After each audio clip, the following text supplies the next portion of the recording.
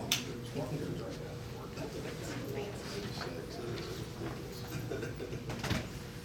enjoyed that.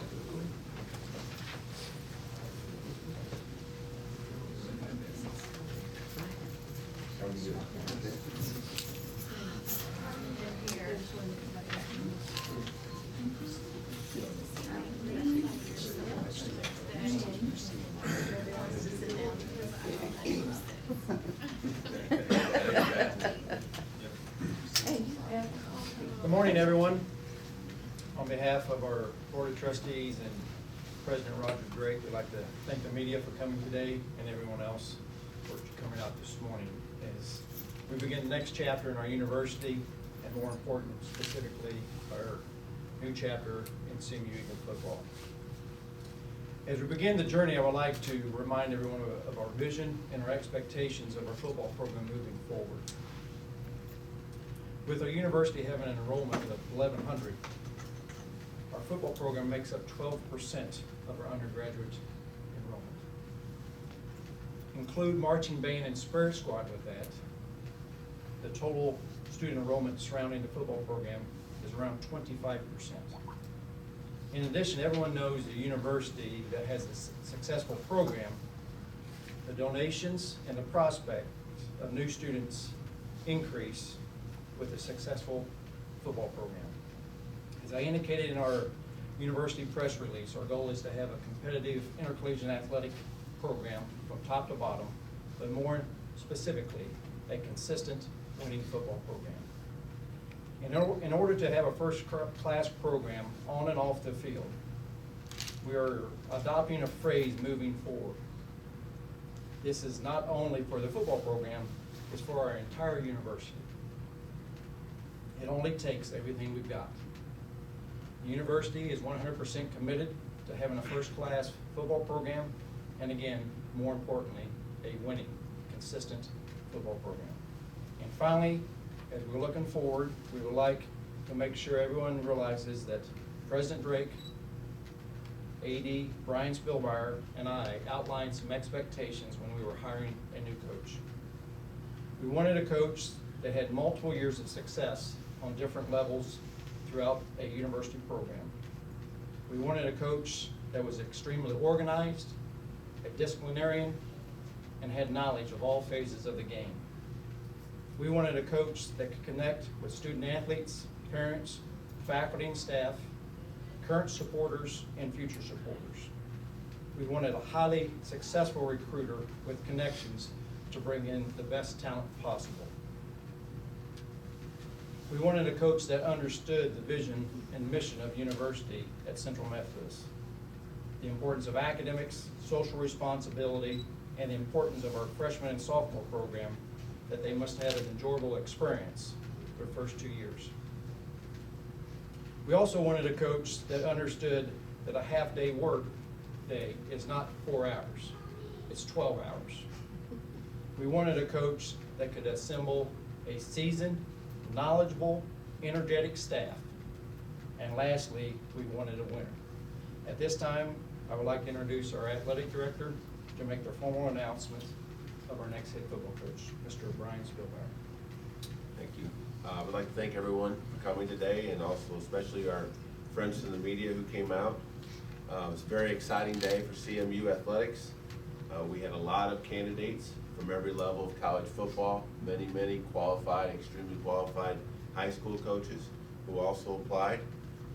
This interest to me indicates the recognition of the direction of the university and also the potential that exists in our increasingly more competitive athletic department, both within the Heart of America Conference and nationally.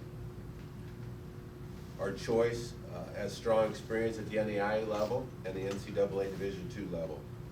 He possesses a strong knowledge of football and a shared vision of how high that this program can go in the near future. At this time, it is my pleasure to announce David Calloway as the next head football coach at Central Methodist University.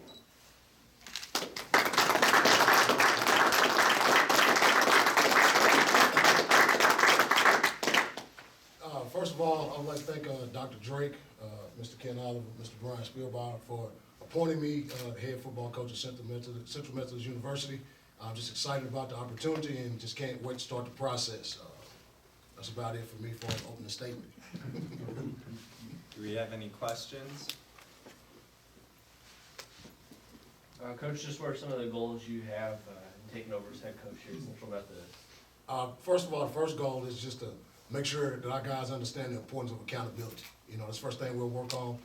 We get back Monday, and that'll start with, as far as class attendance and study hall attendance and doing the right thing off the field. You know, we'll constantly be evaluated.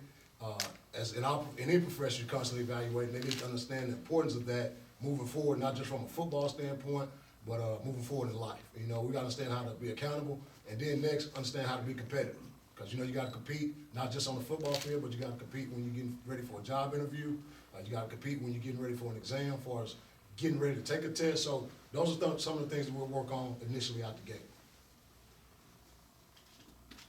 Coach, how will your experience as a head coach at A&M Kingsville play, and what did you learn from that you can use here at CMU?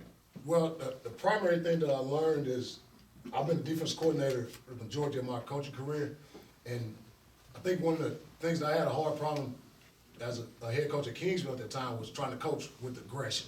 Because on defense, I coach with aggression to get my guys to do what they're supposed to do and play at a high level, and obviously you can't approach offensive players that way. So I think I've learned how to coach with balance in my coaching profession, you know, to make sure that I come across as an even keel with all guys, as far as you're talking all phases of the game, offense, defense, and special teams. So that's the biggest thing I learned, is that you can't coach with aggression from top to bottom across the field or across the game. Just with your 1 year here at Central Methodist as defensive coordinator, I mean, you saw how tough the field is going to be in the Heart of America Athletic Conference. I mean, it seemed like, I believe, at least half the teams in the conference throughout the season were ranked or receiving votes at some point.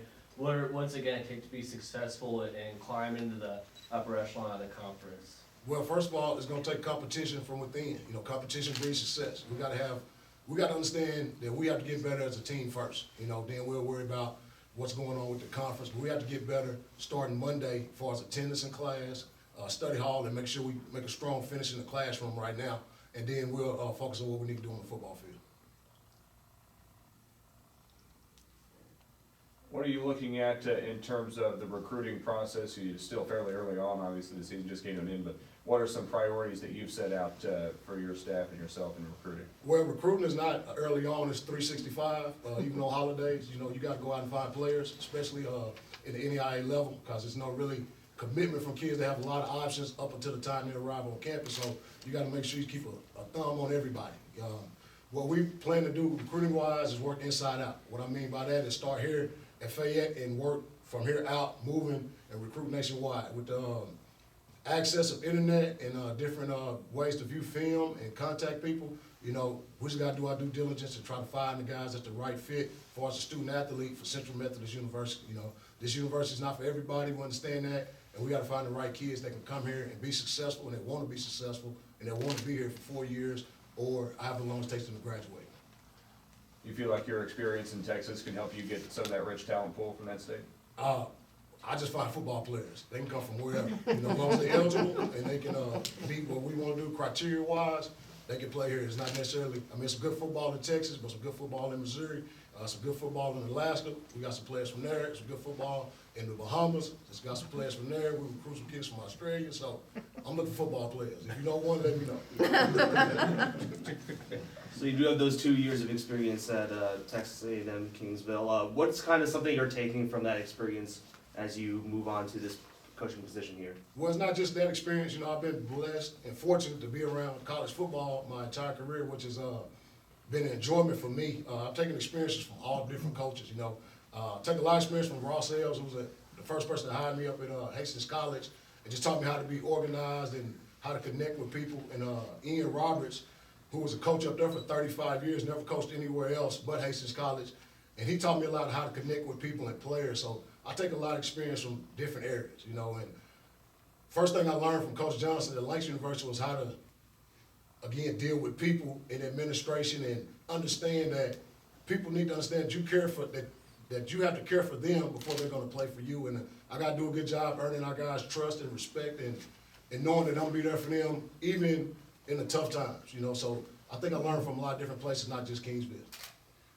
How does that personal connection change, as opposed to being a defensive coordinator as a head coach? Do you feel like you have more time to work with the different kids, or do you have less time because it's spread throughout the whole team instead of just? Well, I think it's gonna be, like I said, when I coach with aggression, I was always intense, you know, so that's gonna have to change as far as balance. You know, I gotta be more able to communicate with our quarterback and not, you know, talk about being aggressive, because he's at a different position where he can't play with aggression. I don't think it's gonna affect me as far as dealing with kids. It's gonna give me more time because I'm not scheming and stuff like that as much, and worried about installation and, you know, grading film. It'll be more, you know, trying to make sure our coaches are doing a good job coaching our guys and kind of filter down through them and making sure that they have a good relationship and they can handle things at their level, and just kind of manage those guys.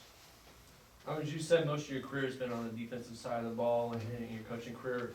In your 2 years as head coach at Kingsville, what are some of the things that you like to do offensively? Well, we want to score points. Now, we'll look to tempo people as far as with our offense. And what I mean by, a lot of people think tempo, you want to go fast, fast, fast. But we want to dictate the tempo. If it's time for us to snap the ball with 1 second on the clock, we want to be able to do those things. If it's time for us to go first down and pick up and go no huddle and run the same play, we want to be able to do those things. And most importantly, we want to be able to stretch the ball vertical. You know, we want to be able to throw the ball down the field and make people unload the box. What I mean by that, respect our guys getting over the top, and hopefully put us in a situation where we can run the ball and kind of dictate what we want to do. How much do you anticipate still being involved with the defense on a day-to-day basis? Well, it depends on how we go from here as far as putting together a staff. But I intend to be involved as far as coaching up position, yet to be determined. It depends on who we hire as defensive coordinator. But I plan to be involved from that standpoint, and we'll see what we want to do defensively. You know, it depends on who I hire, how much hands-on I'll be, you know. But I intend to bring somebody in that can run the defense, somebody that can run the offense, and I can run the team and the program. Do you have any sort of timeline for when you'd like to have your staff put together? I know not a timeline, you know, we hadn't even posted jobs or anything like that, so, you know, we just kind of do our due diligence, make sure we get the right people, and again, you know, we're talking about the right students and the right student athlete that's a fit for Central Methodist. We gotta find the right staff that's a fit for Central Methodist, and we can't just hire guys, you know, because of a splash situation. What I mean, they did this with a bunch of points, so they did that here. We gotta make sure we find the right person to come in and recruit the right student athletes that we want to have at this university.